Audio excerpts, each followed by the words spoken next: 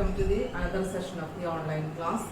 നമുക്ക് ഇന്നത്തെ ക്ലാസ്സിൽ ഒരു ഫിനാൻഷ്യൽ സ്റ്റേറ്റ്മെന്റ് തയ്യാറാക്കാനുള്ള കമ്പനിയുടെ ഫൈനൽ അക്കൗണ്ട്സ് തയ്യാറാക്കാനുള്ള ഒരു ക്വസ്റ്റ്യൻ തന്നെയാണ് ചെയ്യുന്നത്. നമ്മൾ കഴിഞ്ഞ ക്ലാസ്സുകളിൽ ഇല്ലസ്ട്രേഷൻസുകളാണ് സോൾവ് ചെയ്തുകൊണ്ടിരിക്കുന്നത്. ഇത് നമുക്ക് SOPLും ബാലൻസ് ഷീറ്റും തയ്യാറാക്കാനായിട്ട് പ്രാക്ടിക്കൽ പ്രോബ്ലംസുകളായിട്ട് ടെക്സ്റ്റിന്റെ ബാക്കിൽ കൊടുത്തിട്ടുള്ള കുറച്ച് ക്വസ്റ്റ്യൻസുകളുണ്ട്. നമുക്ക് അതിലേക്ക് കടന്നു പോകാം. നമ്മൾ കഴിഞ്ഞ ക്ലാസ്സുകളിൽ ചെയ്തിട്ടുള്ള ഇല്ലസ്ട്രേഷൻസുകളിൽ മാക്സിമം അഡ്ജസ്റ്റ്മെന്റുകളെല്ലാം അതിൽ തന്നെ പറഞ്ഞിട്ടുള്ളതാണ്. നമുക്ക് ഇങ്ങനെയുള്ള ക്വസ്റ്റ്യൻസുകളൊക്കെ വരുമ്പോൾ നമുക്ക് അവിടെ അതിലേക്കൊന്ന് കണ്ണോടിച്ച് നോക്കിക്കഴിഞ്ഞാൽ ഈ പ്രാക്ടിക്കൽ ക്വസ്റ്റ്യൻസുകളും വളരെ സിമ്പിൾ ആയിട്ട് തന്നെ എല്ലാവർക്കും ആൻസർ ചെയ്യാനായിട്ട് പറ്റും. അതുകൊണ്ടാണ് ഇല്ലസ്ട്രേഷൻസുകളെല്ലാം നമ്മൾ ഈ ഓൺലൈൻ ക്ലാസ്സുകളിലൂടെ തന്നെ അത് ആൻസർ ചെയ്ത് കാണിച്ചു തന്നത്. അതിലുള്ള സംശയങ്ങളൊക്കെ അവിടെ തന്നെ എന്ത് ചെയ്തിട്ടുണ്ട്, ഡൗട്ടുകളൊക്കെ ക്ലിയർ ചെയ്തിട്ടുണ്ട്. അത് ഡീറ്റെയിൽ ആയിട്ട് തന്നെയാണ് അത് പറഞ്ഞു തന്നിട്ടുള്ളത്. അതുകൊണ്ട് നമുക്ക് പ്രാക്ടിക്കൽ പ്രോബ്ലംസുകൾ ചെയ്യുമ്പോൾ വലിയ ബുദ്ധിമുട്ടുകളൊന്നും ഉണ്ടാവാൻ സാധ്യതയില്ല. എന്തെങ്കിലും തരത്തിലുള്ള ട്വിസ്റ്റ് ചെയ്തിട്ടുള്ള ഏതെങ്കിലും അഡ്ജസ്റ്റ്മെന്റുകളോ അല്ലെങ്കിൽ ട്രയൽ ബാലൻസിൽ വന്നുള്ള ഐറ്റംസുകളൊക്കെ ഉണ്ടാവാം. അത് നമുക്ക് ഈ പ്രാക്ടിക്കൽ പ്രോബ്ലംസുകൾ ചെയ്യുമ്പോൾ അതൊക്കെ ഒന്നും കൂടെ ക്ലിയർ ആവും. കൂടുതൽ പ്രോബ്ലംസുകൾ ചെയ്യുമ്പോഴാണ് നമുക്ക് ഏത് ക്വസ്റ്റ്യൻസുകൾക്കും എക്സാമിനേഷന് വളരെ സിമ്പിളായിട്ട് ആൻസർ ചെയ്യാനായിട്ട് കഴിയുള്ളൂ. ഇന്ന് നമുക്ക് ചെയ്യാനുള്ളത് പ്രാക്ടിക്കൽ പ്രോബ്ലംസിൽ നമ്പർ 1 ആണ് ചെയ്യാനുള്ളത്. പ്രാക്ടിക്കൽ പ്രോബ്ലം 1 പേജ് നമ്പർ 276 വന്നിട്ടുള്ള ഒരു ക്വസ്റ്റ്യൻ ആണ്. ഒരു ട്രയൽ ബാലൻസ് തന്നിട്ടുണ്ട്, നമുക്കൊരു 8 അഡ്ജസ്റ്റ്മെന്റും തന്നിട്ടുണ്ട്. ഈ അഡ്ജസ്റ്റ്മെന്റുകളെല്ലാം നമ്മൾ നോക്കുകയാണെന്നുണ്ടെങ്കിൽ പല ക്വസ്റ്റ്യൻസുകൾ നമ്മൾ കഴിഞ്ഞ ക്ലാസ്സുകളിൽ ആൻസർ ചെയ്തിട്ടുള്ളതിൽ വന്നിട്ടുള്ള അഡ്ജസ്റ്റ്മെന്റുകൾ തന്നെയാണ്. അപ്പൊ നമുക്ക് ക്വസ്റ്റ്യനിലേക്ക് കടന്നു പോകുമ്പോൾ ഞാൻ ക്വസ്റ്റ്യൻ വായിക്കുകയാണ്. ക്വസ്റ്റ്യനിൽ വന്നിട്ടുള്ള ഐറ്റംസുകൾ ഏതാണെന്നുള്ളത് പറയാം. തുടർന്ന് വരുന്ന അഡ്ജസ്റ്റ്മെന്റുകൾ എക്സ്പ്ലെയിൻ ചെയ്യുന്നില്ല, പ്രോബ്ലം ചെയ്യുമ്പോൾ നിങ്ങൾക്ക് അതിലൂടെ എക്സ്പ്ലെയിൻ ചെയ്ത് തരുന്നതാണ്. ഓക്കെ, അപ്പൊ ക്വസ്റ്റ്യൻ നോക്കാം. ക്രെഡിറ്റ് സൈഡിൽ 12% ഡിബഞ്ചേഴ്സ് ആണ്. നമുക്കറിയാം ലോങ് ടേം ആയിട്ടുള്ള നോൺ കറന്റ് ലാബിലിറ്റിയിൽ വരുന്നതാണ്. ഇക്വിറ്റി ഷെയർ ക്യാപിറ്റൽ ഇക്വിറ്റീസിൽ വരുന്നു. ജനറൽ റിസർവ് റിസർവ്സിലാണ് വരുന്നത് SOFPയിൽ. Then profit and loss account എന്ന് പറയുന്നത് സർപ്ലസിൽ വരുന്നതാണ് SOFPയിൽ. ബാഡ് ഡെറ്റ് പ്രൊവിഷൻ എന്ന് പറഞ്ഞാൽ ഓൾഡ് പ്രൊവിഷൻ ആണ്. നമുക്ക് അതർ എക്സ്പെൻസിൽ നിന്ന് അത് ലെസ് ചെയ്യേണ്ടതായി അഡ്ജസ്റ്റ് ചെയ്യേണ്ടതായിട്ട് വരും ന്യൂ പ്രൊവിഷൻ ആയിട്ട്. Loan also known current liability. Sundry creditors current liability. Sales എന്ന് പറയുന്നത് റവന്യൂ ഫ്രം ഓപ്പറേഷൻ SOPയിൽ എടുക്കുന്ന ഐറ്റമാണ്. ബിൽഡിംഗ് എന്ന് പറയുന്നത് ഡെബിറ്റ് സൈഡിൽ തന്നിട്ടുള്ള ഐറ്റംസുകളിൽ ഫസ്റ്റ് വൺ ബിൽഡിംഗ് ആണ്. നോൺ കറന്റ് ആയിട്ടുള്ള വരുന്ന അസെറ്റ് ആണ്. പ്ലാന്റ്, ഗുഡ് വിൽ ഇതെല്ലാം നോൺ കറന്റ് ആയിട്ട് വരുന്ന അസറ്റുകളിൽ വരുന്നതാണ്. Stock, closing stock, opening stock ആണ് പറയുന്നത്.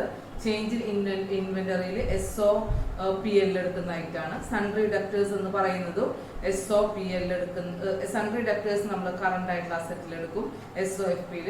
Cash in hand, cash at bank എന്ന് പറയുന്നത് നമ്മൾ എടുക്കുന്നത് കറന്റ് ആയിട്ടുള്ള അസറ്റുകളിലാണ്. ക്യാഷ് ആൻഡ് ക്യാഷ് ഈക്വലൻസിലായിരിക്കും അത് ഉൾപ്പെടുത്തുന്നത്. ഇന്ററിം ഡിവിഡൻഡ് എന്ന് പറയുന്നത് നമുക്ക് ട്രയൽ ബാലൻസിൽ തന്നിട്ടുള്ള ഒരു ഐറ്റം ആണ്. ഡെബിറ്റ് സൈഡിൽ നമുക്കത് സർപ്ലസിൽ നിന്നാണ് ലെസ് ചെയ്യേണ്ടത്. ഡിവിഡൻഡ് നൽകി കഴിഞ്ഞാൽ നൽകുന്നത് തന്നെ സർപ്ലസിൽ നിന്നാണ്, ലാഭത്തിൽ നിന്നാണ്. അപ്പൊ ആ പ്രോഫിറ്റിൽ നിന്നാണ് അത് ലെസ് ചെയ്യേണ്ടത്. പ്രിലിമിനറി എക്സ്പെൻസ് ആണ്. നമുക്ക് പ്രിലിമിനറി എക്സ്പെൻസ് എന്ന് പറയുന്നത് ഇവിടെ ഒരു അഡ്ജസ്റ്റ്മെന്റ് അല്ല, ഈ ക്വസ്റ്റ്യനിൽ പ്രത്യേകം പറയുന്നുണ്ട്. Preliminary expenses 50,000 rupees minus write off, that is 45,000 deducted from general reserve.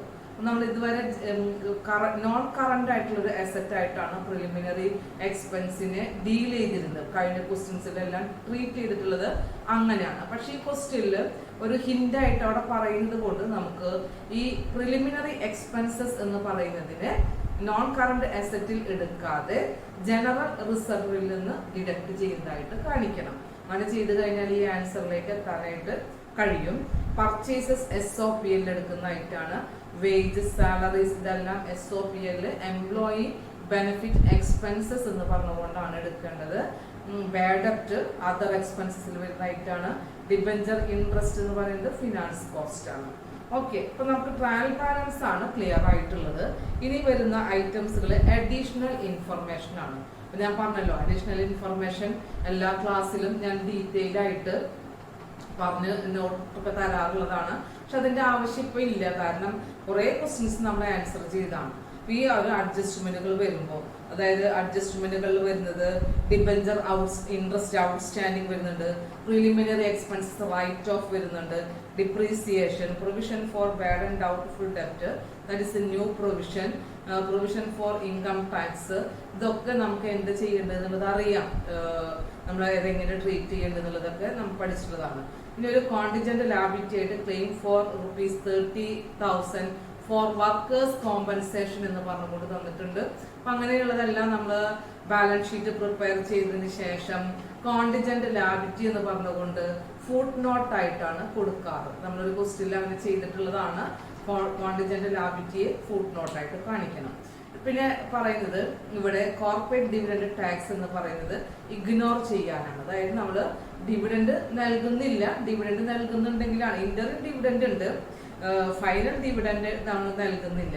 അതുകൊണ്ട് CDTയെ ഇഗ്നോർ ചെയ്യാനാണ്, അതായത് കാൽക്കുലേറ്റ് ചെയ്യേണ്ടതില്ല എന്നുള്ളതാണ് ക്വസ്റ്റ്യനിൽ പറഞ്ഞിട്ടുള്ളത്. അപ്പൊ നമുക്ക് ആൻസറിലേക്ക് പോകാം. എങ്ങനെയാണ് ഈ ക്വസ്റ്റ്യൻ ആൻസർ ചെയ്യുക എന്നുള്ളത് നോക്കാം. അപ്പൊ നമ്മൾ ആദ്യം തന്നെ SOPL ആണ് തയ്യാറാക്കിയിട്ടുള്ളത്. കമ്പനിയുടെ പേര് പറയുന്നത് അരുൺ ലിമിറ്റഡ് ആണ്. Statement of profit and loss account for the year end 31st March 2019 എന്ന് പറഞ്ഞുകൊണ്ട് ഹെഡിങ് നൽകണം. ഇത് നമ്മൾ ആദ്യം പഠിച്ച എല്ലാ ഫോർമാറ്റ് പ്രകാരം ഇതിൽ കാണിക്കുകയാണ് ചെയ്യേണ്ടത്. അപ്പൊ ഫസ്റ്റ് വൺ എന്ന് പറഞ്ഞു കഴിഞ്ഞാൽ നമുക്കറിയാം റവന്യൂ ഫ്രം ഓപ്പറേഷൻ ആണ് ഫസ്റ്റ് ആയിട്ട് നമ്മൾ കാണിക്കേണ്ടത്. റവന്യൂ ഫ്രം ഓപ്പറേഷൻ സെയിൽസ് ആണ് ഏറ്റവും കൂടുതലായിട്ട് നമുക്ക് റവന്യൂ കിട്ടുന്നത് സെയിൽസിൽ നിന്നാണ്. സെയിൽസ് എമൗണ്ട് നമ്മൾ ക്വസ്റ്റ്യനിൽ തന്നിട്ടുണ്ട്. സെയിൽസ് എമൗണ്ട് വന്നിട്ടുള്ളത് 41,50,000 ആണ് വന്നിട്ടുള്ളത്. ഇനി അടുത്തായിട്ട് എഴുതുന്നത് അതർ ഇൻകം. അങ്ങനെയുള്ള ഐറ്റംസുകളൊന്നും നമ്മുടെ ക്വസ്റ്റ്യനിൽ ഇല്ലാത്തത് കൊണ്ട് നമുക്ക് ബാക്കിയുള്ള ഈ റവന്യൂവിനെ ടോട്ടൽ റവന്യൂ ആയിട്ട് തന്നെ കാൽക്കുലേറ്റ് ചെയ്ത് കാണിക്കണം. 41,50,000 നമ്പർ 1 എന്ന് ഞാനിവിടെ കാണിക്കുന്നുണ്ട്. ഓക്കെ, ഇനി നമ്പർ 2 എന്ന് പറയുന്നത് എക്സ്പെൻസസ് ആണ്. ഈ എക്സ്പെൻസസിൽ നമ്മൾ ആദ്യം എഴുതുന്നത് ഫോർമാറ്റ് പ്രകാരം cost of goods, cost of material consumed അങ്ങനെയുള്ളതാണ്. അപ്പൊ അങ്ങനത്തെ ഒരു ഐറ്റം നമ്മുടെ ക്വസ്റ്റ്യനിൽ ഇല്ല, അതുകൊണ്ട് ഞാൻ അതൊന്നും കാണിക്കുന്നില്ല. ഇനി നമുക്ക് purchase of stock in trade എന്ന് പറയുന്ന ഒരു ഐറ്റം ആണ് നെക്സ്റ്റ് എഴുതാറുള്ളത്. അപ്പൊ ഇവിടെ പർച്ചേസസ് എന്ന് പറയുന്ന ഒരു ഐറ്റത്തിനെ ക്വസ്റ്റ്യനിൽ പറയുന്നുണ്ട്. പർച്ചേസസ് എന്ന് പറയുന്നത് ക്വസ്റ്റ്യനിൽ പറഞ്ഞത് 18,50,000 ആണ്. 18,50,000 ആണ് പർച്ചേസസ് എന്ന് പറഞ്ഞുകൊണ്ട് തന്നിട്ടുള്ളത്. നെക്സ്റ്റ് നമുക്കറിയാം ചേഞ്ച് ഇൻ ഇൻവെന്ററി ആണ് എഴുതേണ്ടത്. ചേഞ്ച് ഇൻ ഇൻവെന്ററി എഴുതുമ്പോൾ ക്ലോസിംഗ് സ്റ്റോക്ക് ആൻഡ് ഓപ്പണിംഗ് സ്റ്റോക്കിന്റെ ഡിഫറൻസ് ആണ് കാണിക്കേണ്ടത്. ക്ലോസിംഗ് സ്റ്റോക്ക് എമൗണ്ട് എത്രയെന്ന് ചോദിച്ചു കഴിഞ്ഞാൽ നമുക്ക് അഡ്ജസ്റ്റ്മെന്റിൽ തന്നിട്ടുണ്ട് 9,50,000 ആണ്. 9,50,000 ആണ്. ഓപ്പണിംഗ് സ്റ്റോക്ക് എന്ന് പറയുന്നത് ക്വസ്റ്റ്യനിൽ തന്നിട്ടുള്ളത് ഓപ്പണിംഗ് സ്റ്റോക്ക് 7,50,000 ആണ്. 7,50,000. നമുക്ക് റൂൾ ഉണ്ട്, ഇതിന്റെ ഡിഫറൻസ് ആണ് ഇവിടെ കാണിക്കേണ്ടത് അല്ലെ.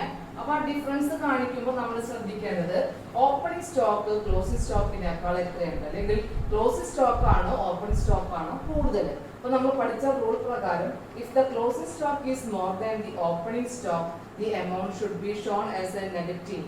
അതായത് ഇവിടുത്തെ ഓപ്പണിംഗ് സ്റ്റോക്കിനേക്കാൾ ക്ലോസിംഗ് സ്റ്റോക്ക് കൂടുതലാണ് എന്നുണ്ടെങ്കിൽ അതിൽ വരുന്ന ഡിഫറൻസിനെ നെഗറ്റീവ് ആയിട്ടാണ്, അതായത് അങ്ങനെ ഫിഗർ നെഗറ്റീവ് ആണെന്ന് കാണിക്കാനായിട്ട് ബ്രാക്കറ്റിൽ കൊടുക്കണം. അതാണ് ഇവിടെ ചെയ്തിട്ടുള്ളത്. ചേഞ്ച് ഇൻ ഇൻവെന്ററി കഴിഞ്ഞാൽ നെക്സ്റ്റ് നമുക്ക് എഴുതാനുള്ള ഐറ്റം എംപ്ലോയി ബെനിഫിറ്റ് എക്സ്പെൻസ് ആണ്. Employee benefit expenses. Employee benefit expenses എന്ന് പറഞ്ഞു വരുന്ന ഐറ്റം നമുക്ക് രണ്ടെണ്ണം ക്വസ്റ്റ്യൻ ഇതിൽ പറയുന്നുണ്ട്. അപ്പൊ ഇവിടെ നോട്ട് നമ്പർ 1 ആയിട്ട് നമുക്ക് ഇവിടെ കാണിക്കാം employee benefit expense. Employee benefit expense. അതിൽ ഫസ്റ്റ് വൺ പറയുന്നത് സാലറി ആണ്, മറ്റൊരു ഐറ്റം പറയുന്നത് വേജ് ആണ്. വേജും സാലറിയും എന്ന് പറയുന്ന രണ്ട് ഐറ്റംസുകളാണ് തന്നിട്ടുള്ളത്.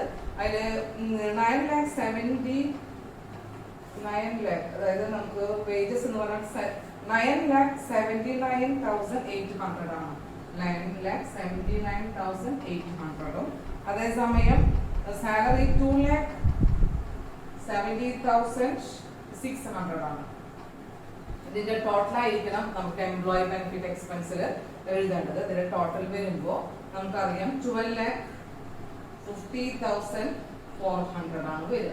അപ്പൊ നമുക്ക് നോട്ട് ആയിട്ട് ഇവിടെ കൊടുത്തിട്ടുള്ളതിൽ ഇവിടെ കാണിക്കാം 12,50,400. ഓക്കെ, അപ്പൊ അത് ക്ലിയർ ആയിട്ടുണ്ടാവും എന്ന് വിചാരിക്കുന്നു. Employee benefit expenses. നെക്സ്റ്റ് നമുക്ക് നോക്കാനുള്ളത് ഫിനാൻസ് കോസ്റ്റ് ആണ്. ഫിനാൻസ് കോസ്റ്റ് നമുക്കറിയാം. ഫിനാൻസ് കോസ്റ്റ് ഇൻട്രസ്റ്റ് ഡിബെഞ്ചറിന്റെ മുകളിലൊക്കെ ഡിബെഞ്ചറിന്റെ മുകളിൽ ലോണിന്റെ മുകളിലൊക്കെ കൊടുക്കുന്ന ഇൻട്രസ്റ്റിനാണ്. നമുക്ക് അങ്ങനെ ഒരു ഐറ്റം ഇവിടെ പറയുന്നുണ്ട് ഫിനാൻസ് കോസ്റ്റ് എന്ന് പറഞ്ഞുകൊണ്ട്. അതേസമയം ഫിനാൻസ് കോസ്റ്റിന് ഒരു അഡ്ജസ്റ്റ്മെന്റും പറയുന്നുണ്ട്, അഡ്ജസ്റ്റ് നമ്പർ 4. അപ്പൊ നമുക്ക് അതെങ്ങനെയാണെന്നുള്ളത് നോക്കാം. അപ്പൊ അത് ക്ലിയർ ആകുന്നതിന് വേണ്ടി നമുക്ക് നോട്ട് കൊടുക്കാം. നോട്ട് നമ്പർ 2 ആയിട്ട് ഇവിടെ ഞാൻ കാണിക്കുന്നതാണ് not number 2 finance cost. Finance cost finance cost പറയുമ്പോൾ ഡിബെഞ്ചർ ഇൻട്രസ്റ്റ് ആണ് പറയുന്നത്. ഡിബെഞ്ചർ ഇൻട്രസ്റ്റ് ഡിബെഞ്ചർ ഇൻട്രസ്റ്റ് നമുക്ക് എമൗണ്ട് തന്നിട്ടുള്ളത് 1,80,000 ആണ് അല്ലെ. 1,80,000 ആണ്. നമുക്ക് ഡിബെഞ്ചർ ഇൻട്രസ്റ്റിന്റെ ഡ്യൂ ആയിട്ടുള്ളത് 6 മന്ത്സിനാണെന്ന് പറയുന്നുണ്ട്. അപ്പൊ 1,80,000 എമൗണ്ട് നമുക്ക് ഡിബെഞ്ചർ ഇൻട്രസ്റ്റ് വരുന്നുണ്ട്. 6 മാസത്തത് നമുക്ക് എന്താണ് ഡ്യൂ ആയിട്ട് വരുന്നതാണ്. അപ്പൊ നമുക്ക് ടോട്ടൽ ഡിബെഞ്ചർ എത്ര എന്നുള്ളതാണ് നോക്കേണ്ടത്. ടോട്ടൽ ഡിബെഞ്ചർ എന്ന് പറഞ്ഞു കഴിഞ്ഞാല് നമുക്കറിയാം ഡിബെഞ്ചർ 3 ലക്ഷത്തി ഡിബെഞ്ചർ വരുന്നത് 3 ലക്ഷമാണ് വരുന്നത് അല്ലെ. അതിന് 12% ഡിബെഞ്ചറിന്റെ ഇൻട്രസ്റ്റ്. അപ്പൊ നമുക്ക് ഇവിടെ ഡിബെഞ്ചർ എന്ന് പറഞ്ഞു കഴിഞ്ഞാൽ 12% ഏതിന്റെ മുകളിൽ 3 ലക്ഷത്തിന്റെ മുകളിൽ. അങ്ങനെ 12% ആകുകയാണെന്നുണ്ടെങ്കിൽ നമുക്ക് ആക്ച്വലി എത്ര വരും? ഒരു 3,60,60,000 രൂപ. 12 × 3 എന്ന് പറയുമ്പോ നമുക്ക് വരുന്നത് 3,60,60,000 ആണ്. ശരിക്കും ഇൻട്രസ്റ്റ് വരുന്നത് 3,60,60,000 ആയിരിക്കും. പക്ഷെ നമുക്ക് ഡിബെഞ്ചർ ഇൻട്രസ്റ്റ് ഇപ്പോ 1,80,000 ആണുള്ളത്. ഇനി 6 മാസത്തിനും കൂടെ എന്ത് വരുന്നുണ്ട്? ഡ്യൂ വരുന്നുണ്ട്. അപ്പൊ അങ്ങനെയാണെന്നുണ്ടെങ്കിൽ ആ ഡ്യൂ പറഞ്ഞിട്ടുള്ളത് ഔട്ട്സ്റ്റാൻഡിംഗ് ആണ്. അതിന് നമ്മൾ എന്ത് ചെയ്യണം? ആ ഡിബെഞ്ചർ ഇൻട്രസ്റ്റിനെ ആഡ് ചെയ്തതായിട്ട് കാണിക്കണം. അപ്പൊ 6 മാസത്തിന് ഇരിക്കും ഈ പറയുന്ന 1,80,000 കൊടുത്തിട്ടുണ്ടായിരിക്കുക. അടുത്ത ഒരു 1,80,000 എന്ന് പറഞ്ഞു കഴിഞ്ഞാൽ അതെന്തായിരിക്കും? ഔട്ട്സ്റ്റാൻഡിംഗ് ആയിരിക്കും. ടോട്ടല് നമുക്ക് വരുന്ന ഡിബെഞ്ചർ ഇൻട്രസ്റ്റ് എന്ന് പറഞ്ഞു കഴിഞ്ഞാൽ 3,60,60,000. അപ്പൊ നമ്മളിവിടെ കാണിക്കേണ്ടത് ഡിബെഞ്ചർ ഇൻട്രസ്റ്റ് ഫിനാൻസ് കോസ്റ്റ് എന്ന് പറഞ്ഞ് കാണിക്കേണ്ടത് 3,60,60,000. ഇതിൽ കൺഫ്യൂഷൻ ഒന്നും വേണ്ട. നമ്മൾ ഒരു വർഷത്തിന് കൊടുക്കേണ്ടതാണ് 3,60,60,000. നമുക്ക് 6 മന്ത്സിനാണ് ഡ്യൂ ഉള്ളത്. കൂടാതെ നമ്മൾ ഡിബെഞ്ചർ ആയിട്ടുള്ള ഇൻട്രസ്റ്റിന്റെ എക്സ്പെൻസ് ട്രയൽ ബാലൻസിന് 1,80,000 കൊടുത്തിട്ടുണ്ട്. അങ്ങനെയാണെങ്കിൽ ടോട്ടൽ ഇൻട്രസ്റ്റ് വരുന്നത് 3,60,60,000. ഇത് 6 മാസത്തിന്റെ ഉള്ളത് ഔട്ട്സ്റ്റാൻഡിംഗ് ആയിട്ട് ഇത് കാണിച്ചിരിക്കുകയാണ്. അപ്പൊ ടോട്ടൽ 3,60,60,000 ആയിരിക്കണം നമ്മളവിടെ കാണിക്കുന്നത്. ഓക്കെ, ഇനി നമുക്ക് വരുന്നത് ഡിപ്രീസിയേഷൻ ആണ്. ഫിനാൻസ് കോസ്റ്റ് കഴിഞ്ഞാല് ഡിപ്രീസിയേഷൻ എന്ന് പറഞ്ഞുകൊണ്ടും നമുക്ക് ഒരു അഡ്ജസ്റ്റ്മെന്റ് തന്നിട്ടുണ്ട്. ആ അഡ്ജസ്റ്റ്മെന്റിൽ പറയുന്ന ഐറ്റാണ് ഇവിടെ കാണിക്കുന്നത്. അപ്പൊ ഇവിടുത്തെ ഫിനാൻസ് കോസ്റ്റില് വരുന്ന അഡ്ജസ്റ്റ്മെന്റ് എന്ന് പറയുന്നത് ഒന്ന് നോട്ട് ചെയ്തോളൂ എല്ലാവരും. അഡ്ജസ്റ്റ്മെന്റ് ഡിബെഞ്ചർ ഇൻട്രസ്റ്റിന് അഡ്ജസ്റ്റ്മെന്റ് നമ്പർ 4 ആണ് ഇവിടെ കാണിച്ചിട്ടുള്ളത് കേട്ടോ. അതൊന്ന് നോട്ട് ചെയ്തോളൂ. ഡിപ്രീസിയേഷനെ കുറിച്ച് പറയുന്ന അഡ്ജസ്റ്റ്മെന്റ് നമ്പർ 2 ആണ് ഡിപ്രീസിയേഷൻ. അപ്പൊ നമുക്ക് ഡിപ്രീസിയേഷൻ എത്ര എന്നുള്ളത് നോക്കാം. ഡിപ്രീസിയേഷൻ എന്ന് പറഞ്ഞു കഴിഞ്ഞാല് ഓൺ പ്ലാന്റിന്റെ മുകളിലാണ് അല്ലെ. അപ്പൊ പ്ലാന്റിന്റെ എമൗണ്ട് വരുന്നത് 33 lakhs ആണ്. 33 lakhs. അപ്പൊ ഞാൻ സെപ്പറേറ്റ് അവിടെ നോട്ട് കാണിക്കുന്നില്ല.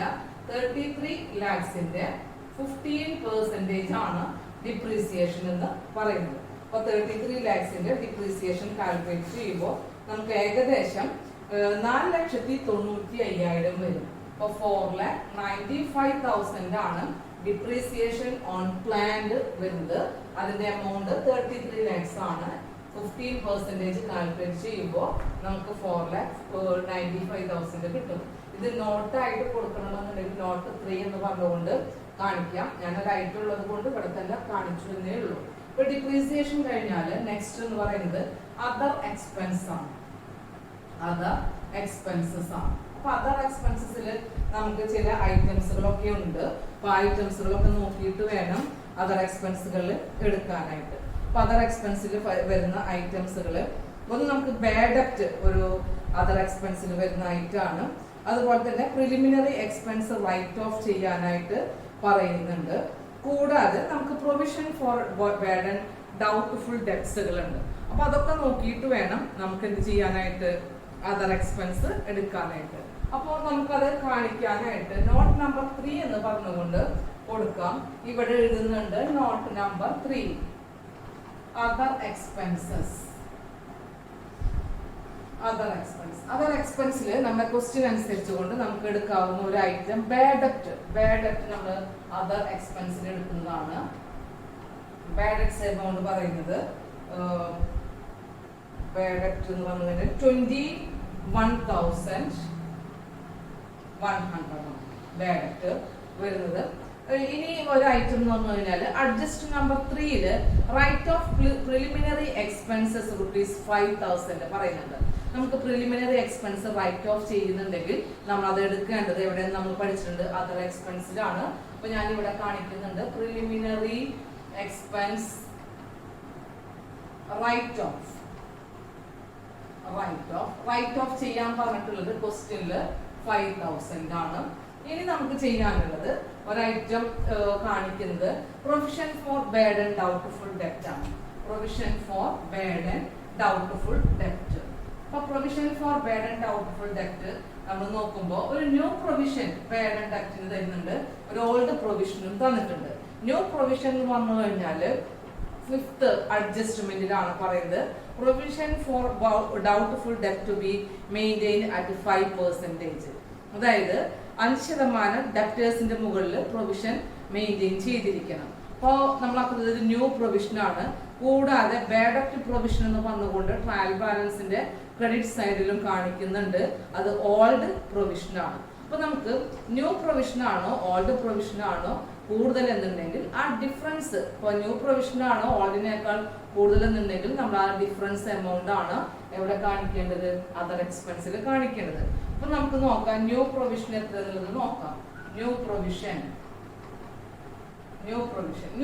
എന്ന് പറഞ്ഞു കഴിഞ്ഞാല് ഡെപ്റ്റേഴ്സിന്റെ മുകളിൽ 5% ആണ്. ഡെപ്റ്റേഴ്സ് എമൗണ്ട് പറയുന്നത് ഡെപ്റ്റേഴ്സ് 8,70,000 ആണ്. 8,70,000 അതിന്റെ 5%. 8,70,000 5% കാണുമ്പോൾ നമുക്ക് 43,500 ആണ് വരുന്നത്. ദെൻ നമ്മുടെ ഓൾഡ് പ്രൊവിഷൻ എന്ന് പറഞ്ഞു കഴിഞ്ഞാൽ എത്രയെന്ന് നോക്കാം. ഓൾഡ് പ്രൊവിഷൻ നമുക്ക് കാണുന്നത് ട്രയൽ ബാലൻസിന്റെ ക്രെഡിറ്റ് സൈഡിലാണ് 35,000. ഇവിടെ ന്യൂ പ്രൊവിഷൻ ഓൾഡ് പ്രൊവിഷനേക്കാൾ കൂടുതലാണ് അല്ലെ. അപ്പൊ അങ്ങനെ വരുമ്പോൾ ആ ഡിഫറൻസ് എമൗണ്ട് ആണ് അതർ എക്സ്പെൻസിൽ കാണിക്കുന്നത്. നമ്മൾ ലെസ് ചെയ്തതായിട്ട് കാണിക്കുന്ന ആ ഡിഫറൻസ് മാത്രമേ കാണിക്കുള്ളൂ. അപ്പൊ ഞാൻ ഇവിടെ കാണിക്കുന്നുണ്ട് new provision 43,500 less old provision 35,000. അതിന്റെ ഡിഫറൻസ് ആയിട്ട് വരുന്നത് 8,500. ഓക്കെ, നമ്മൾ മുൻപ് ചെയ്തിട്ടുള്ളത് തന്നെയാണ് ഡിഫറൻസ് കാണുന്നത്. ഒന്നും കൂടെ ക്ലിയർ ആക്കി തന്നതാണ്. നമുക്ക് വർക്ക്ഔട്ട് ചെയ്തല്ല ക്വസ്റ്റ്യൻ. അപ്പോൾ ഇല്ലസ്ട്രേഷൻസുകൾ അല്ലാത്തത് കൊണ്ട് ഒന്നുകൂടെ നന്നായി ശ്രദ്ധിക്കുക. 8,500. ഇനി നമുക്ക് വേറൊരു ഐറ്റം ഒന്നും ഇതിലില്ലാത്തത് കൊണ്ട് നമുക്ക് ഇതിനെ ടോട്ടൽ ചെയ്യാം. 34,600 ആയിരിക്കും ഇതിന്റെ ടോട്ടൽ വരുന്നത്. അതാണ് നമ്മൾ ഇവിടെ കാണിക്കാനായിട്ട് പോകുന്നത്. 34,600 ടോട്ടൽ ചെയ്യുമ്പോൾ നമുക്കിനി പ്രത്യേക വേറെ എക്സ്പെൻസുകളൊന്നും ഇല്ലാത്തത് കൊണ്ട് നമുക്ക് ഇതിന്റെ ടോട്ടൽ എക്സ്പെൻസ് ആയിട്ട് ഇതിനെ എടുക്കാം. ടോട്ടൽ എക്സ്പെൻസസ് എന്ന് പറയുന്നത് എത്രയെന്ന് നോക്കാം. ടോട്ടൽ എക്സ്പെൻസ് കാണുമ്പോൾ ഈ എക്സ്പെൻസുകളെല്ലാം ആഡ് ചെയ്യണം. ഇവിടെ ബ്രാക്കറ്റിൽ കൊടുത്തുള്ള change in inventory 2 lakhs minus ചെയ്യണം. അപ്പൊ അങ്ങനെ മൈനസ് ചെയ്ത് കഴിഞ്ഞാൽ നമുക്ക് കിട്ടുന്ന ആദ്യം ടോട്ടൽ എക്സ്പെൻസ് കാണുമ്പോൾ നമുക്ക് കിട്ടുന്നതാണ് 3,79,000. 3,79,000 ടോട്ടൽ ആയിട്ട് വരുന്ന എക്സ്പെൻസ് ആണ് ഞാനിവിടെ കാണിച്ചിട്ടുള്ളത്, ടോട്ടൽ എക്സ്പെൻസ്. ഇനി നമുക്ക് നോക്കുകയാണെങ്കിൽ ഇതിന്റെ പ്രോഫിറ്റ് എത്ര എന്നുള്ളതാണ് നോക്കേണ്ടത്. പ്രോഫിറ്റ് എന്ന് പറഞ്ഞു കഴിഞ്ഞാല് ഈ റവന്യൂവിൽ നിന്ന് ഈ ടോട്ടൽ എക്സ്പെൻസ് മൈനസ് ചെയ്യുമ്പോൾ കിട്ടുന്നതാണ് പ്രോഫിറ്റ് ഓഫ് ദ ഇയർ എന്ന് പറയുന്നത്. അപ്പൊ നമുക്ക് profit for the before tax ആയിട്ട് നമുക്ക് വരുന്നത് ഈ 4,15,000 നിന്ന് 41,50,000 നിന്ന് 3,79,000 മൈനസ് ചെയ്യുമ്പോൾ നമുക്ക് വരുന്ന എമൗണ്ട് എത്ര എന്നുള്ളതാണ് നോക്കേണ്ടത്. 90,000.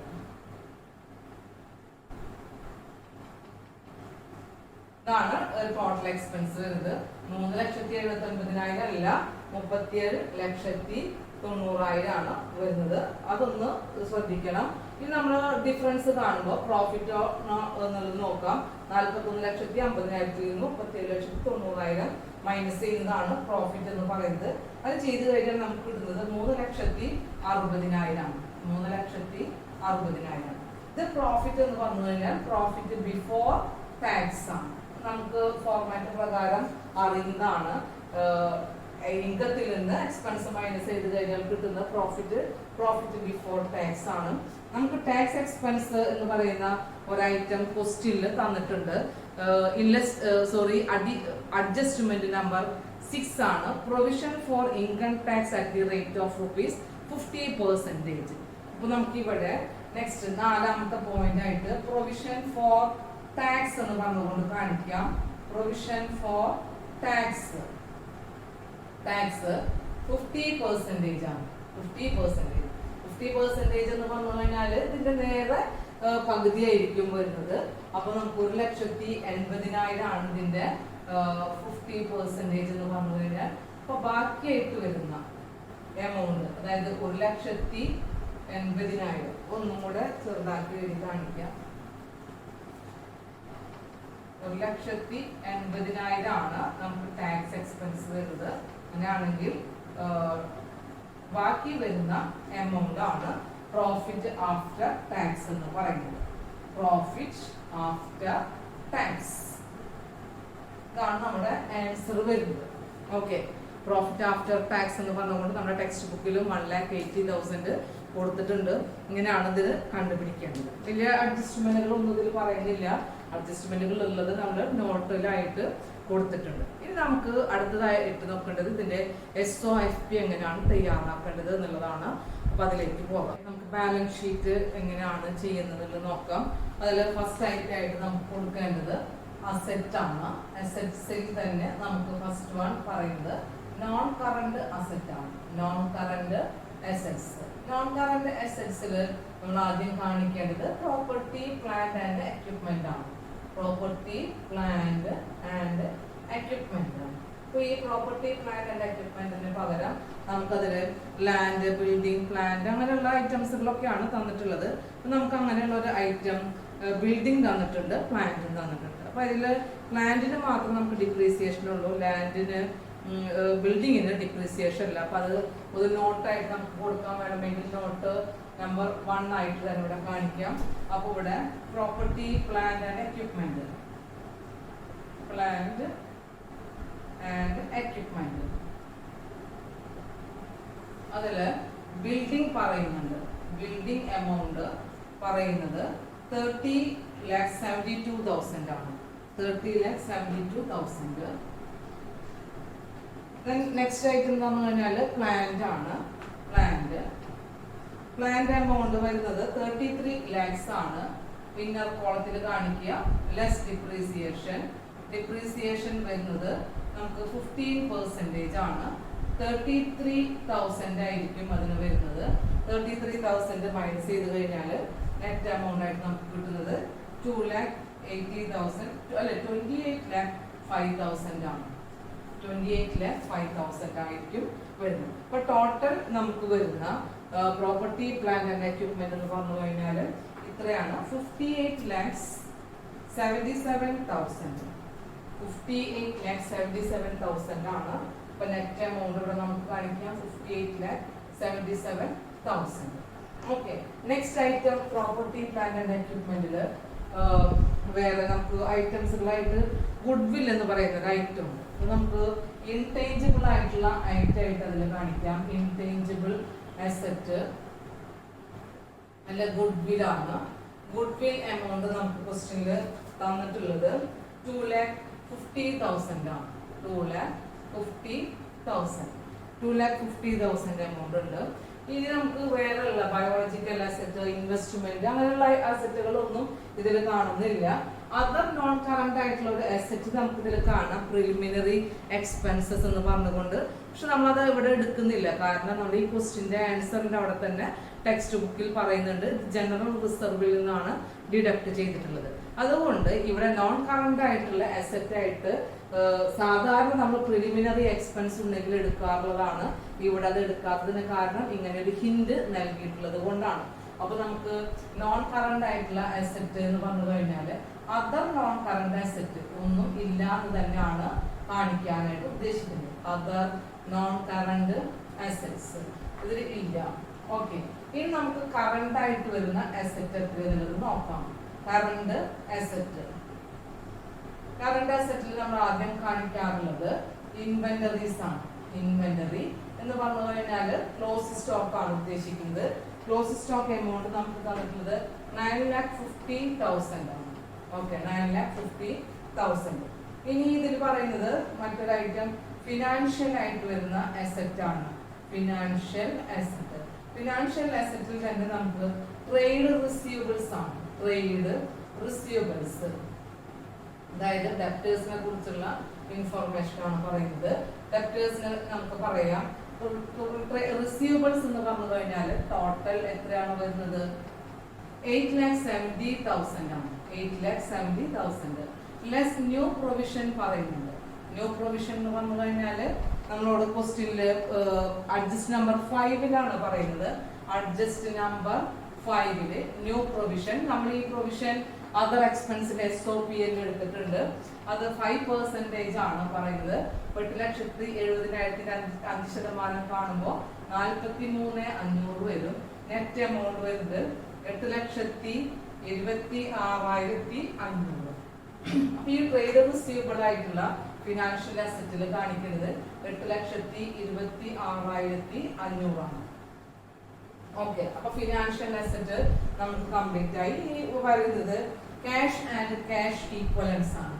ക്യാഷ് ആൻഡ് ക്യാഷ് ഈക്വലൻസ് അങ്ങനെ പറഞ്ഞു കഴിഞ്ഞാൽ cash in hand, cash at bank അങ്ങനെയുള്ള ഐറ്റംസുകളാണ് നമ്മുടെ ക്വസ്റ്റ്യനില്. അങ്ങനെയുള്ള ക്യാഷ് ഇൻ ഹാൻഡും ക്യാഷ് അറ്റ് ബാങ്കും ക്വസ്റ്റ്യനിൽ തന്നിട്ടുണ്ട്. നമുക്ക് അത് എടുത്ത് എഴുതാം. താഴെ കാണിക്കുക cash in hand. Cash in hand ആയിട്ട് വരുന്നത് 4,06,500. ക്യാഷ് അറ്റ് ബാങ്ക് എന്ന് പറയുന്നത് ക്യാഷ് അറ്റ് ബാങ്ക് ആയിട്ട് 75,000.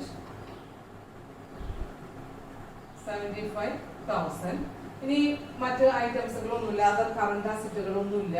അതുകൊണ്ട് നമുക്ക് ഈ അസറ്റ് എല്ലാം കൂടെ ആഡ് ചെയ്ത് കാണിക്കാം. That is the total asset. Total asset നോക്കുമ്പോൾ നമുക്ക് ടെക്സ്റ്റ് ബുക്കിൽ തന്നിട്ടുള്ള ആൻസറിലേക്ക് എത്താനായിട്ട് പറ്റും. 83,50,000 ഇതാണ് നമുക്ക് ടോട്ടൽ അസറ്റ് ആയിട്ട് വരുന്നത്. 83,50,000. നമ്മുടെ ബാലൻസ് ഷീറ്റ് കംപ്ലീറ്റ് ആയിട്ടില്ല, അസറ്റ് മാത്രമേ ആയിട്ടുള്ളൂ. നമ്പർ 2 എന്ന് പറയുന്നത് ഇക്വിറ്റീസ് ആൻഡ് ലാബിലിറ്റീസ് ആണ്. ഇക്വിറ്റീസ് ആൻഡ് ലാബിലിറ്റീസിൽ ഫസ്റ്റ് വൺ ഇക്വിറ്റീസ് ആണ് കാണിക്കേണ്ടത്. ഇക്വിറ്റീസ് എന്ന് പറഞ്ഞു കഴിഞ്ഞാൽ ഷെയർ ക്യാപിറ്റലിനെ കുറിച്ചിട്ടാണ് പറയേണ്ടത്. ഷെയർ ക്യാപിറ്റൽ നമുക്ക് ഇക്വിറ്റി ഷെയർ ക്യാപിറ്റൽ ഡയറക്റ്റ് ക്വസ്റ്റ്യനിൽ തന്നിട്ടുണ്ട്. 40 lakhs ആണ്. 40 lakhs. നെക്സ്റ്റ് എന്ന് പറഞ്ഞു കഴിഞ്ഞാൽ അതർ ഇക്വിറ്റീസ് ആണ് ഉദ്ദേശിക്കുന്നത്. അതർ ഇക്വിറ്റീസ് എന്ന് പറയുന്നത് നമുക്ക് അറിയാം റിസർവ്സ് ആൻഡ് സർപ്ലസിനെ കുറിച്ചിട്ടാണ് ഇവിടെ കാണിക്കേണ്ടത്. Reserves and surplus. അപ്പോൾ റിസർവ്സ് ആൻഡ് സർപ്ലസിനെ കുറിച്ച് പറയുമ്പോൾ നമുക്ക് അത് കാൽക്കുലേറ്റ് ചെയ്യണം. അതിന് സെപ്പറേറ്റ് തന്നെ നോട്ട് കൊടുത്തുകൊണ്ട് നമുക്ക് കാൽക്കുലേറ്റ് ചെയ്യേണ്ടതാണ്. ഓക്കെ, അപ്പോൾ നമുക്ക് നോട്ട് നമ്പർ 3 എന്ന് പറഞ്ഞുകൊണ്ട് റിസർവ്സ് ആൻഡ് സർപ്ലസ് കാണുമ്പോൾ റിസർവ്സ് നമുക്ക് ക്വസ്റ്റ്യനില് റിസർവ് ആയിട്ട് ജനറൽ റിസർവ് എന്ന് പറയുന്ന ഒരു ഐറ്റം തന്നിട്ടുണ്ട്. ക്രെഡിറ്റ് സൈഡില് 2,50,000. 2,50,000.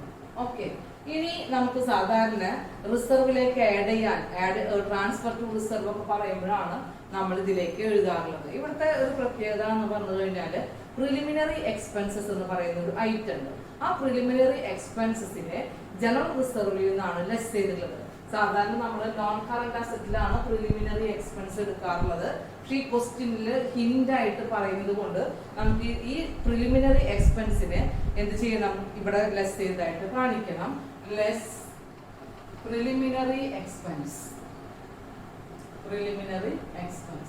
അപ്പോ എന്താ ഇവിടെ കാണിക്കാനുള്ള കാരണം ചോദിച്ചു കഴിഞ്ഞാല് അക്കൗണ്ടിങ് സ്റ്റാൻഡേർഡ് അനുസരിച്ച് കൊണ്ട് ഇങ്ങനെ റൈറ്റ് ഓഫ് ചെയ്തിട്ടുള്ള പ്രിലിമിനറി എക്സ്പെൻസ് ഉണ്ടെങ്കിൽ കൂടെയും അതിനെന്ത് ചെയ്യാം, ജനറൽ റിസർവിൽ നിന്ന് ഡിഡക്ട് ചെയ്ത് കാണിക്കാവുന്നതാണ്. അങ്ങനെ ഡിഡക്ട് ചെയ്യാനുള്ള ഒരു പ്രൊവിഷൻ ഉള്ളത് കൊണ്ട്, റൂൾ ഉള്ളത് കൊണ്ട് ഈ ഒരു ക്വസ്റ്റ്യനിൽ നമ്മൾ എന്ത് ചെയ്തിട്ടുള്ളത്, ജനറൽ റിസർവിൽ നിന്നാണ് ലെസ് ചെയ്തിട്ടായിട്ടുള്ള കാണിച്ചിട്ടുള്ളത്. അങ്ങനെ ആവുമ്പോഴാണ് ഈ ആൻസറിലേക്ക് എത്താനായിട്ട് പറ്റുള്ളൂ. അല്ലെങ്കിൽ ഇവിടെ എടുക്കുകയാണെങ്കിൽ നമുക്ക് ആൻസർ ഡിഫറെന്റ് ആയിട്ടായിരിക്കും വരിക.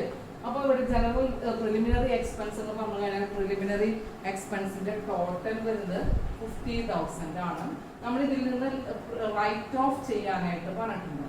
റൈറ്റ് ഓഫ് ലെസ് ചെയ്യണം, റൈറ്റ് ഓഫ് ചെയ്യാനുള്ള എമൗണ്ട് റൈറ്റ് ഓഫ് ചെയ്യാൻ പറഞ്ഞിട്ടുള്ളത് 5,000 ആണ്. 5,000. അപ്പോൾ ആക്ച്വലി 45,000 നമുക്ക് എന്ത് ചെയ്യണം, ലെസ് ചെയ്യണം. അങ്ങനെയാണെങ്കിൽ റിസർവ് ആയിട്ട് വരുന്നത് 2,50,000 ആയിരിക്കും. അപ്പൊ നമുക്ക് റിസർവിന്റെ കാര്യം കഴിഞ്ഞു. ഇനി നമുക്ക് നോക്കാനുള്ളത് സർപ്ലസിനെ കുറിച്ചിട്ടാണ്.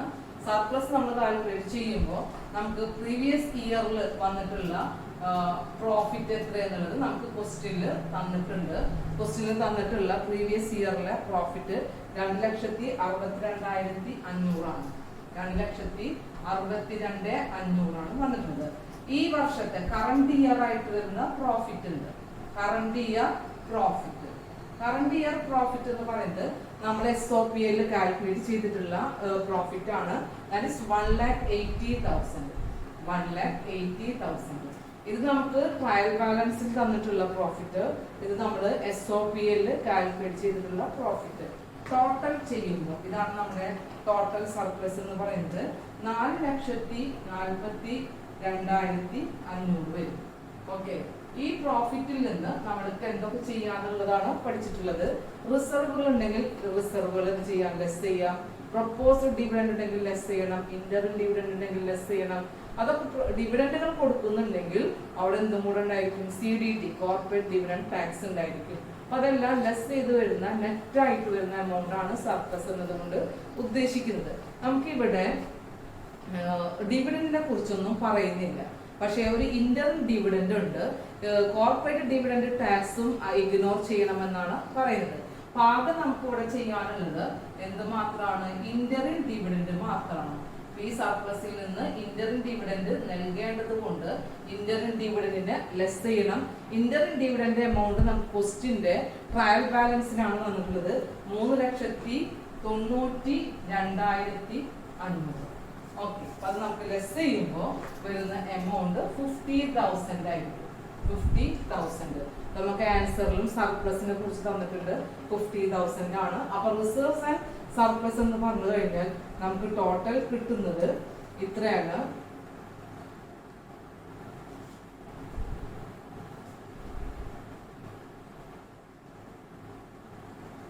റിസർവ്സ് ആൻഡ് സർപ്ലസ് എന്ന് പറഞ്ഞുകൊണ്ട് നമുക്ക് ടോട്ടൽ കിട്ടുന്നത് 2,55,000 ആണ്.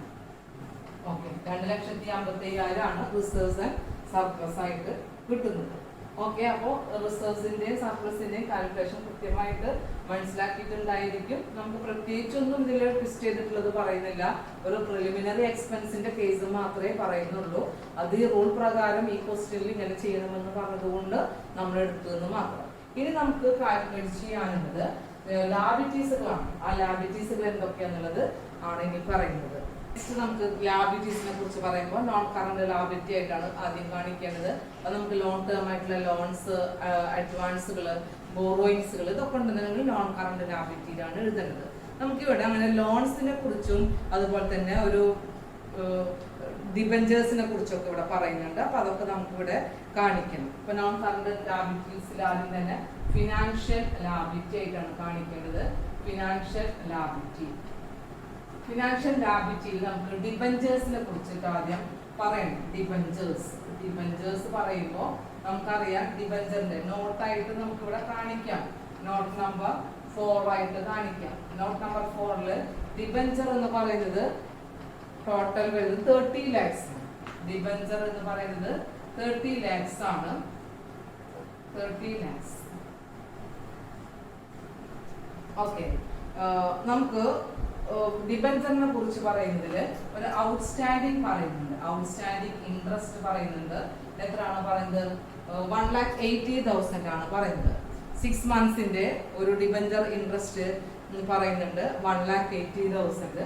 നമ്മൾ ഇവിടെ ആ എമൗണ്ട് ആഡ് ചെയ്തായിട്ട് കാണിക്കണം. അപ്പൊ ടോട്ടൽ ഡിബഞ്ചർ ആയിട്ട് വരുന്നത് 31,80,000 ആണ്. 31,80,000 ആയിരിക്കും നമുക്ക് ഡിബഞ്ചർ വരുന്നത്. കൂടാതെ നമുക്ക് ഒരു ലോങ് ടേം ആയിട്ടുള്ള ലോൺ എന്ന് പറയുന്ന ഒരു ഐറ്റം പറയുന്നുണ്ട്. അപ്പൊ ലോൺ എമൗണ്ട് നമുക്ക് ഈ ഫിനാൻഷ്യൽ ലാബിലിറ്റിയിൽ കാണിക്കാം. ഇതെല്ലാം കൂടെ നമുക്ക് നോട്ടിൽ കാണിക്കുന്നത് കൊണ്ടും തെറ്റില്ല. ഞാൻ സെപ്പറേറ്റ് കാണിക്കാതെ ഇവിടെ കാണിക്കുന്നു എന്ന് മാത്രം. ലോൺ എമൗണ്ട് വരുന്നത് ക്വസ്റ്റ്യനിൽ 4,10,000 ആണ്. 4,10,000. അപ്പൊ ഫിനാൻഷ്യൽ ആയിട്ടുള്ള ലാബിലിറ്റീസുകൾ ഇങ്ങനെ കഴിഞ്ഞു. ഇനി നമുക്ക് ലോങ് ടേം ആയിട്ടുള്ള പ്രൊവിഷൻസുകൾ, അങ്ങനെയുള്ള ഡെഫേർഡ് ടാക്സ് ലാബിലിറ്റീസുകളൊന്നും ഇവിടെ പറയുന്നില്ല. അപ്പൊ നമുക്ക് നെക്സ്റ്റ് കറണ്ട് ആയിട്ടുള്ള ലാബിലിറ്റീസ് എത്ര എന്നുള്ളത് നോക്കാം. കറണ്ട് ലാബിലിറ്റിയിൽ വീണ്ടും നമുക്കൊരു ഫിനാൻഷ്യൽ ലാബിലിറ്റി എന്ന് പറയുന്നത് കാണിക്കാവുന്നതാണ്. ഫിനാൻഷ്യൽ ലാബിലിറ്റിയിൽ തന്നെ നമുക്ക് ഫസ്റ്റ് ട്രേഡ് പേയബിൾസ് ഒക്കെ ഉണ്ടെന്നുണ്ടെങ്കിൽ ഇവിടെ കാണിക്കാം. Trade payables, that is the ക്രെഡിറ്റേഴ്സിനെ കുറിച്ചുള്ള ഡീറ്റെയിൽസ്. ക്രെഡിറ്റേഴ്സ് എന്ന് പറഞ്ഞു കഴിഞ്ഞാൽ 3,60,000 ട്രേഡ് വരുന്നുണ്ട്. ക്രെഡിറ്റേഴ്സ് വരുന്നത് 3,60,000 ആണ്. മറ്റൊരെണ്ണം വന്നു കഴിഞ്ഞാൽ നമുക്ക് അതർ കറണ്ട് ലാബിലിറ്റിയിൽ ഔട്ട്സ്റ്റാൻഡിങ്സുകളൊക്കെ വേറെ വരാന്നുണ്ടെങ്കിൽ അത് കാണിക്കാം. പക്ഷെ നമ്മുടെ ക്വസ്റ്റ്യൻ അങ്ങനെയുള്ളതൊന്നും പറയുന്നില്ല. പിന്നെ ഒരെണ്ണം പറയുന്നത് നമുക്കറിയാം പ്രൊവിഷൻസുകളൊക്കെയാണ്. പ്രൊവിഷൻസുകളൊക്കെ എഴുതുമ്പോൾ നമുക്ക് ശ്രദ്ധിക്കണം ഏതൊക്കെ പ്രൊവിഷൻസുകളാണ് നമ്മളവിടെ കൊടുക്കേണ്ടത് എന്നുള്ളതാണ്. അതുപോലെ തന്നെ ഡിവിഡൻഡ്, CDT ഒക്കെ ഉണ്ടെന്നുണ്ടെങ്കിൽ നമുക്ക് ഇവിടെ തന്നെയാണ് കാണിക്കേണ്ടത്. അപ്പൊ പ്രൊവിഷൻസുകളാണ് നെക്സ്റ്റ് കാണിക്കേണ്ടത്. പ്രൊവിഷൻസിൽ ആദ്യം ഇവിടെ ആകെ കാണിക്കാനുള്ളത് പ്രൊവിഷൻ ഫോർ ടാക്സേഷൻ മാത്രമേ ഉള്ളൂ. അതായത് provision for taxation, corporate dividend tax, proposed dividend, ഇതൊക്കെയാണ് നമ്മൾ സാധാരണ ഈ ഷോർട്ട് ടേം പ്രൊവിഷൻസുകളായിട്ട് കാണിക്കാറുള്ളത്. നമ്മുടെ ക്വസ്റ്റ്യനിൽ അങ്ങനെയുള്ള CDT കുറിച്ചൊന്നും പറയുന്നില്ല, ഡിവിഡൻഡിനെ കുറിച്ചൊന്നും ഇല്ലാത്തത് കൊണ്ട് ആകെയുള്ളത് പ്രൊവിഷൻ ഫോർ ടാക്സേഷൻ ആണ്. പ്രൊവിഷൻ ഫോർ ടാക്സേഷൻ വരെ നമുക്ക് 50,000 എന്ന് പറഞ്ഞു കഴിഞ്ഞാല് നമ്മൾ നേരത്തെ കണ്ടെത്തിയിട്ടുള്ളത് തന്നെയാണ് 1,80,000 ആണ്. അതായത് നമ്മൾ SOPL ഇതിനെ കുറിച്ച് ആദ്യം ഒരു കാൽക്കുലേഷൻ നടത്തിയിട്ടുണ്ട്. ആ എമൗണ്ട് തന്നെയാണ് ഇവിടുത്തെ പ്രൊവിഷൻ ഫോർ ടാക്സേഷൻ എന്നതുകൊണ്ട് ഉദ്ദേശിക്കുന്നത്. ഇനി കൂടുതലായിട്ടുള്ള ഐറ്റംസുകളൊന്നും ഇല്ലാത്തത് കൊണ്ട് നമുക്ക് ഈ ലാബിലിറ്റി സൈഡും ആഡ് ചെയ്ത് നോക്കുമ്പോൾ നമുക്ക് സെയിം ആയിട്ട് തന്നെയാണ് വരുന്നത്.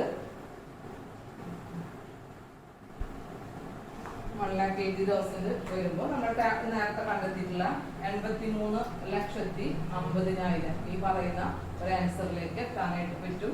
ഇതാണ് ടോട്ടൽ ഇക്വിറ്റീസ് ആൻഡ് ലാബിലിറ്റീസ് എന്ന ആൻസർ. ഇത്രയാണ് നമുക്ക് ഈ ഒരു ക്വസ്റ്റ്യൻ ആൻസർ ചെയ്യാനായിട്ട്. നമുക്ക് ഇതിൽ പുതിയതായിട്ടുള്ള അഡ്ജസ്റ്റ്മെന്റുകളൊന്നുമില്ല. പക്ഷെ നമുക്ക് ഒന്നുകൂടെ വർക്ക്ഔട്ട് ചെയ്യുമ്പോഴാണ് ഇതിൽ ഏതെങ്കിലുമൊക്കെ കാൽക്കുലേഷൻസുകൾ വരുന്നുണ്ടോ എന്നുള്ളത് മനസ്സിലാവുള്ളൂ. ഓക്കെ, ഈ ഒരു ക്വസ്റ്റ്യന് ശേഷം നെക്സ്റ്റ് ക്ലാസ്സിലും ഇതുപോലുള്ള തൊട്ടടുത്ത എക്സർസൈസ് തന്നെയാണ് ചെയ്യാനായിട്ട് ഉദ്ദേശിക്കുന്നത്. എന്തെങ്കിലും ഡൗട്ട്സുകൾ ഉണ്ടെങ്കിൽ ഇന്ററാക്ഷൻ ടൈമിൽ കുട്ടികൾക്ക് ചോദിക്കാവുന്നതാണ്. Okay, thank U.